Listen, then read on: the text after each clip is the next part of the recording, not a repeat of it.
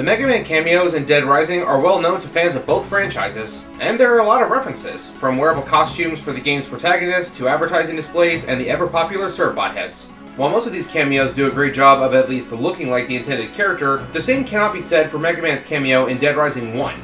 Most fans are likely familiar with the wearable costume that Frank can acquire, consisting of a bodysuit, helmet, boots, and 2 different Mega Busters, one toy and one real. But fewer fans might remember the cardboard cutout and posters advertising the movie for Mega Man 2, as well as the action figures in the toy stores.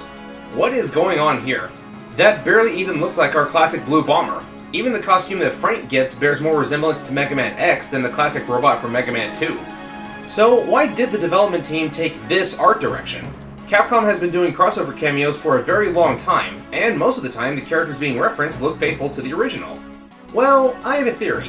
When designing Dead Rising, the developers wanted to give the game's setting a very American feel. That's why the game takes place in the shopping mall. Around the time that the game was released, they were very prevalent in the United States, even if that isn't really the case so much anymore.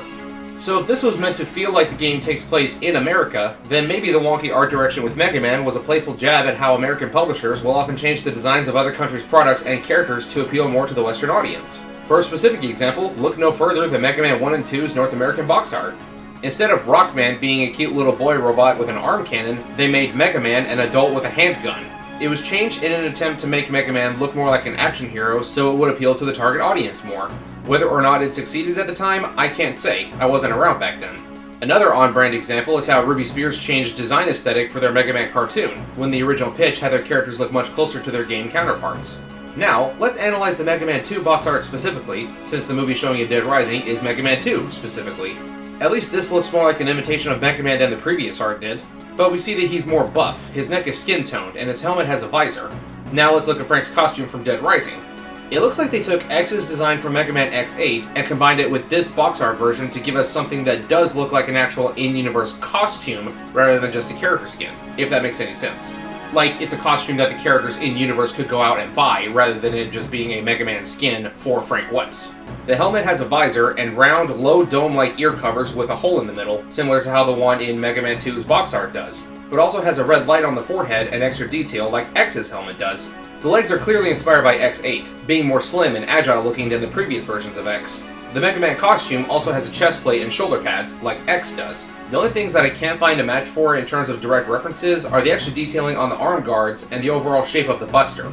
The Toy Buster's colors are more in line with the rest of the costume, seemingly part of a complete set in-universe, but the real Mega Buster's colors are more muted, more metallic. It makes it look more like a sci-fi weapon. Design-wise, the closest thing I could find is this early art from Mega Man X that was used in promotional material, or maybe it was inspired by X's Buster in the Ruby Spears Mega Man cartoon. Come to think of it, X uses a visor in that episode too. So we have some possible inspiration for Frank's costume, but what about the Mega Man seen on the movie promos and the action figure? Even putting them side by side, there's still several differences. It kind of looks like if you combine Mega Man X with Iron Man's Endosim armor. It looks more silver than blue, and has a red light on the center of the chest plate. It also looks like the visor covers his entire face, but the Buster does look more in line with the real Mega Buster weapon. It reminds me of the European box art for Mega Man 2, where Mega Man's armor is silver and more shiny, but at least his basic shape and details do still resemble Mega Man. However, the silvery look is definitely just due to lighting. I'm using the original Dead Rising on Xbox 360 for this scene, and if we look at the same cardboard cutout and posters in the HD version of Dead Rising 2 off the record, Mega Man's armor definitely looks more blue. As for the action figure, it looks like it has the same details, and with how the armor looks shingled in some places, it reminds me of the True Force Collectibles Mega Man X, but this game predates that figure by 9 years. Maybe that's a further part of the same joke. The promo art looks different from the playable character, and the American version of the character is vastly different from the Japanese version. To make things even funnier, the version of Mega Man on Mega Man 9's box art actually somewhat resembles the one from Dead Rising, with the red lights on the chest and the forehead. This came out 2 years after Dead Rising 1, so I wouldn't be surprised if they were referencing this design with this box art. So I guess the question now is, if this all was just a joke, meant to poke fun at the Americanized characters, then why didn't the same trend continue after the first game? The other Mega Man references that weren't recycled from the first game look spot on to the original. From Proto Man in Dead Rising 2 and Off the Record, X's armor in Dead Rising 3, and the X, Zero, and base costumes in Dead Rising 4, the Zero exosuit gets a pass for looking different because it's a mech and not a costume. Well, maybe the references look more accurate later because every game after the first was developed by a company in Canada called Blue Castle Games and would eventually become known as Capcom Vancouver. maybe the joke wouldn't have been as funny if Westerners made them. Like, Japan can joke on us for having weird box art, but it's not as funny when we do it. The only example of this I can think of is in Godzilla Final Wars, where we see Godzilla blitz and vaporize the American Godzilla from 1998 in a matter of seconds. Do you get what I mean? Maybe that wasn't the case, since before Dead Rising 2, Mega Man 9 and 10 came out, and they also had the inaccurate promo art as an homage to the old NES days. And bad box art Mega Man has been referenced in Street Fighter Cross Tekken and Mega Man Fully Charged. So maybe they thought the joke had just run its course?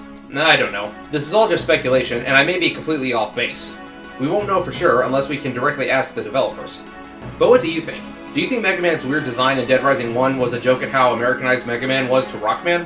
Why do you think the cameos looked more accurate in the later games? And do you think that the weird costumes and art will still be in the deluxe remaster? Leave your thoughts in the comments below.